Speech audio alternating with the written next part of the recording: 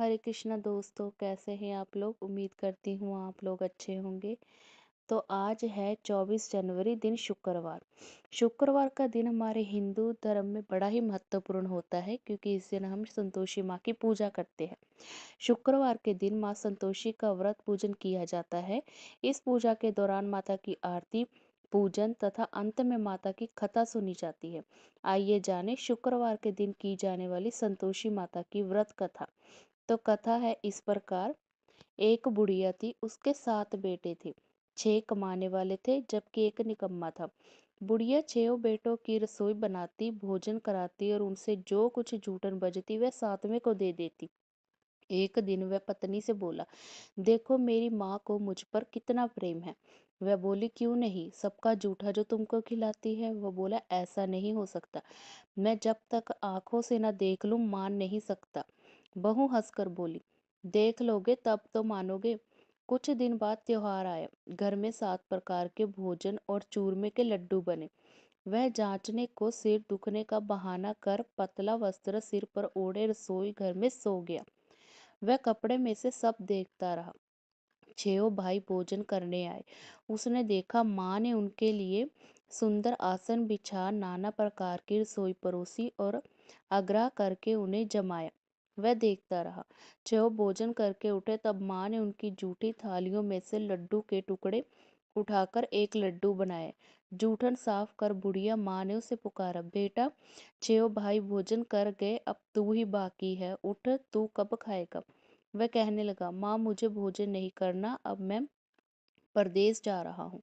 माँ ने कहा, कल जाता हो तो आज चला जा। वह बोला, हाँ आज ही जा रहा हूँ। ये कहकर वह घर से निकल गया। 7वें बेटे का परदेस जाना, चलते समय पत्नी की याद आ गई। वह गौशाला में कंडे थाप रही थी। वह जाकर बोला, हम जावे परदेस आवेंगे कुछ काल, तुम रहियो संतोष में धर्म अपनो पाल। वह बोली, जाओ पिया आनंद से हमारो सोच हटाए, राम भरोसे हम रहे ईश्वर तुम्हें सहाय। दो निशानी आपन देख धरू मैं धीर, सुध मत हमारी बरसियो रखियो मन गंभीर। वह बोला, मेरे पास तो कुछ नहीं है, ये अंगूठी है सो लो, और अपनी कुछ निशानी मुझे दो। वह बोली, मेरे पास क्या है, ये गोबर भरा हाथ है।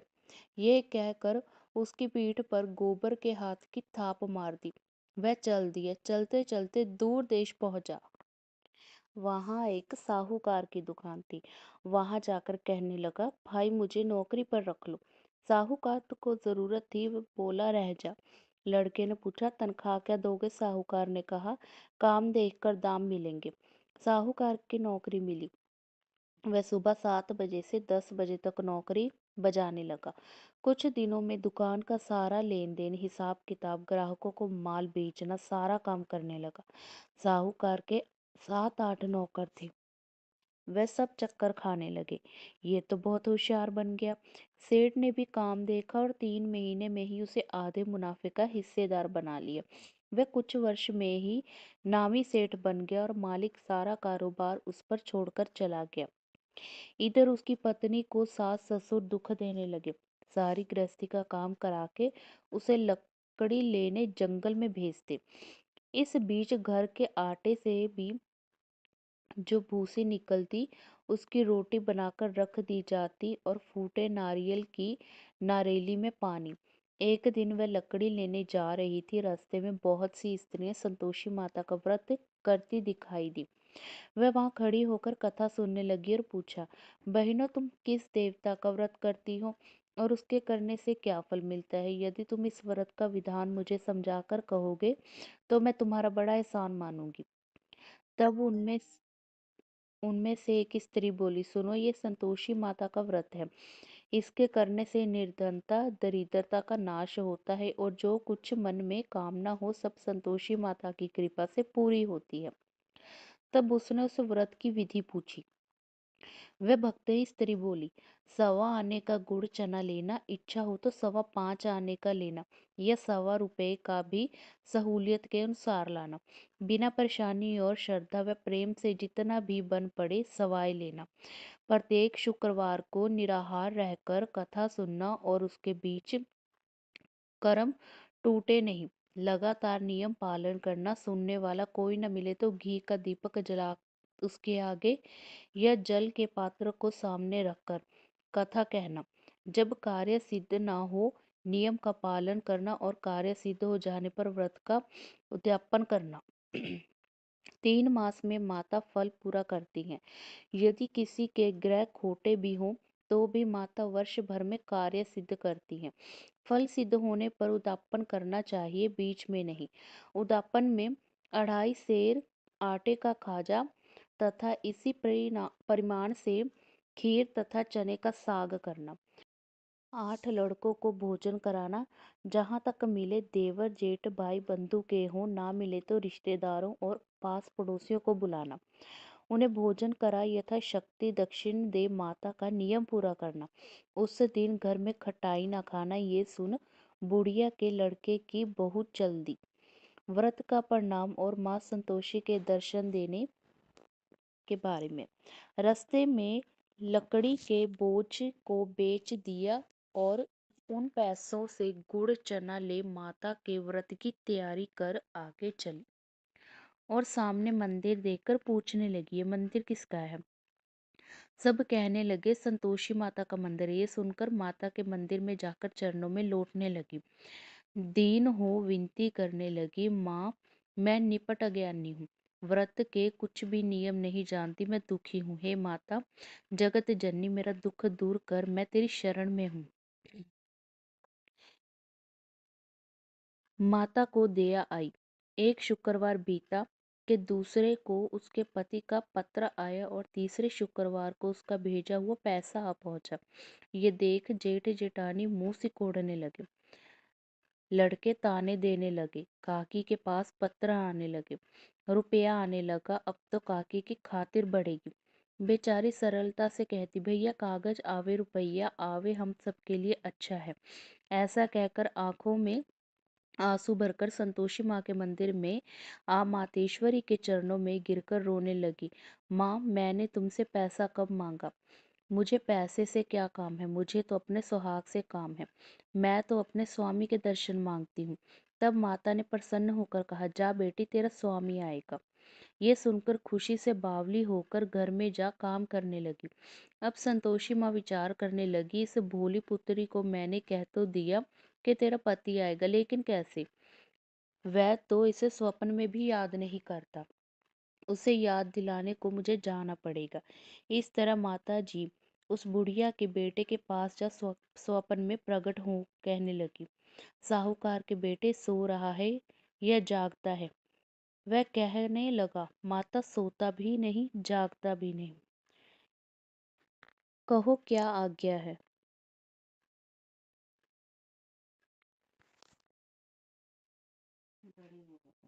बहुत ज्यादा।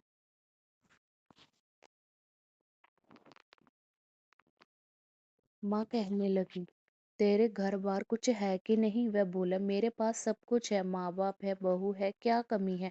माँ बोली, बोले पुत्र तेरी बहू घोर कष्ट उठा रही है, तेरे माँ बाप उसे परेशानी दे रहे हैं, वह तेरे लिए तरस रही है, तो उसकी सुध ले। वह बोला, हाँ माता जी ये तो मालूम है, परंतु जाऊं तो कैसे? परदेश की बात है, लेन देन का कोई हिसाब नहीं, कोई जाने का रास्ता नहीं आता, कैसे चला जाऊं? माँ कहने लगी, मेरी बात मान, सवेरे नहा धोकर संतोषी माता का नाम ले, घी का दीपक जला, दंडवत कर दुकान पर जा बैठ। देखते देखते सारा लेन देन चुक जाएगा, जमा माल बिक जाएगा, सांझ होते होते धन का भारी ढेर लग जाएगा। अब बूढ़ी की बात मानकर वह नहा धोकर संतोषी माँ को दंडवत घी का दीपक जला दुकान पर जा बैठा। थोड़ी देर में देने वाला रुपया लाने वाले हिसाब लेने लगे। कोठे में भरे सामान के खरीदार नगद दाम दे सौदा करने लगे। शाम तक धन का भारी ढेर लग गया। मन में माता का नाम ले चमत्कार देख प्रसन्न हो घर के लिए जाने का रास्ता पकड़ लिया और सामान खरीद लिया। यहाँ काम से निपट तुरंत घर को रवाना हुआ। उधर उसकी पत्नी जंगल में लकड़ी लेने जाती है। लौटते वक्त माता जी के मंदिर में विश्राम करती है।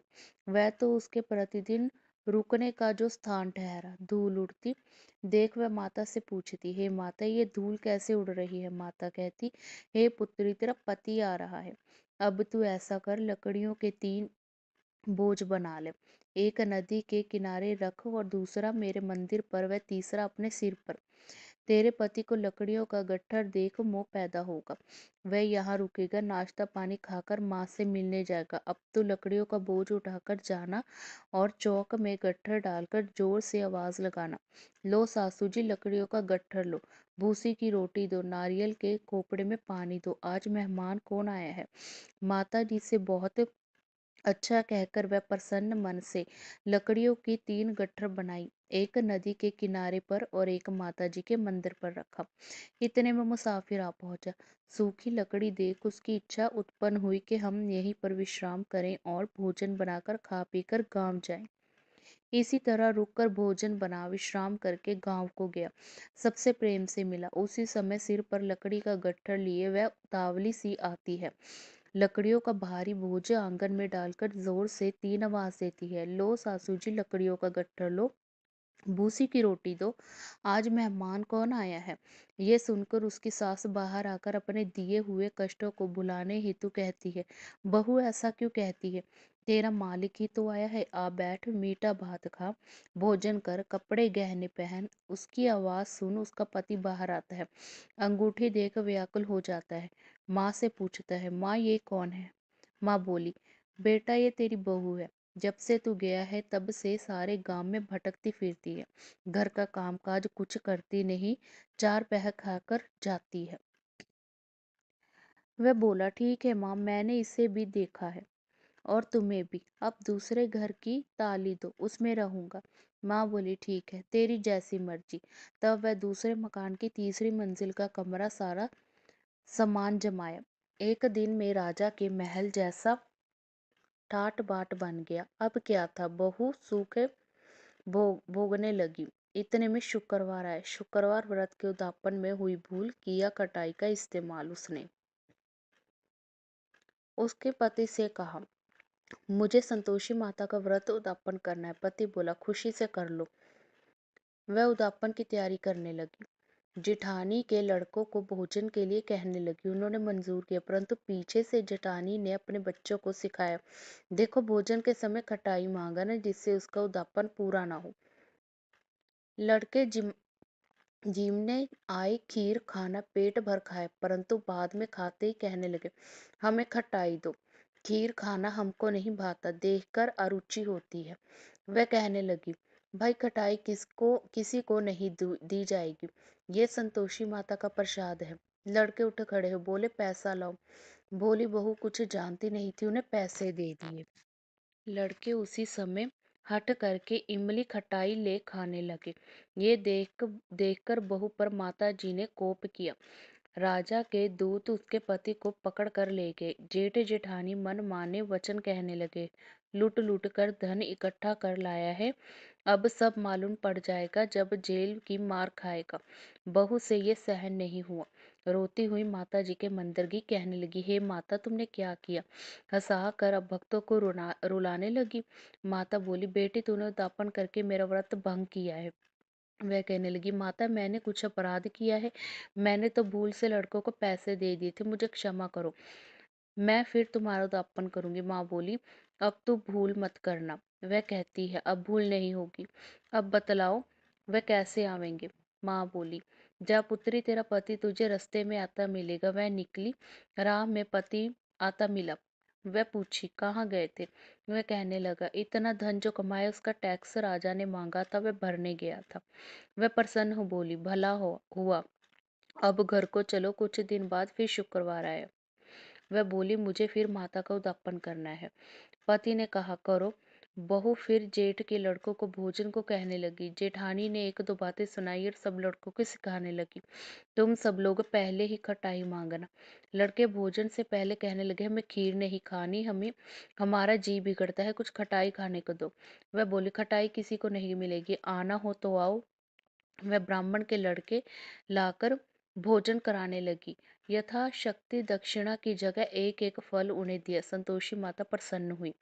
माता की कृपा होते हुए 9वें मास में उसके चंद्रमा के समान सुंदर पुत्र प्राप्त हुआ। पुत्र को पाकर प्रतिदिन माता जी के मंदिर को जाने लगी।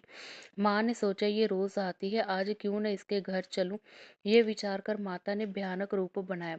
गुड़ चने से सना मुख, ऊपर सूंड के समान होंठ, उस पर मक्खियां भिन भिन कर रही थी। डेली पर पैर रखते ही उसकी सास चिल्लाई, देखो रे, कोई चुड़ैल डाकिन चली आ रही है, लड़के इसे भगाओ, नहीं तो किसी को खा जाएगी। लड़के भगाने लगे, चिल्लाकर खिड़की बंद करने लगे। बहू रोशनदान में से देख रही थी। प्रसन्नता से पगली बन चिल्लाने लगी, आज मेरी माता जी मेरे घर आई हैं। वह बच्चे को दूध पीने से हटाती है। इतने में सास का क्रोध फट गया। वह बोली, क्या उतावली हुई, बच्चे को पटक दिया। इतने में माँ के प्रताप से लड़के ही लड़के नजर आने लगे। वह बोली, माँ, मैं जिसका व्रत करती हूँ ये संतोषी माता है। सबने माता जी के चरण पकड़ लिए और विनती कर कहने लगे, हे माता, हम मूर्ख हैं, अज्ञानी हैं, तुम्हारे व्रत की विधि हम नहीं जानते। व्रत भंग कर हमने बड़ा अपराध किया। जग माता, आप हमारा अपराध क्षमा करो। इस प्रकार माता प्रसन्न हुई। बहू को प्रसन्न हो जैसा फल दिया वैसा माता सबको दे। तो दोस्तों, कैसी लगी आपको हमारी आज की यह कहानी? अच्छी लगी हो तो वीडियो को लाइक कीजिएगा, चैनल को सब्सक्राइब कीजिएगा और वीडियो को ज़्यादा से ज़्यादा शेयर कीजिएगा। Thank you for watching.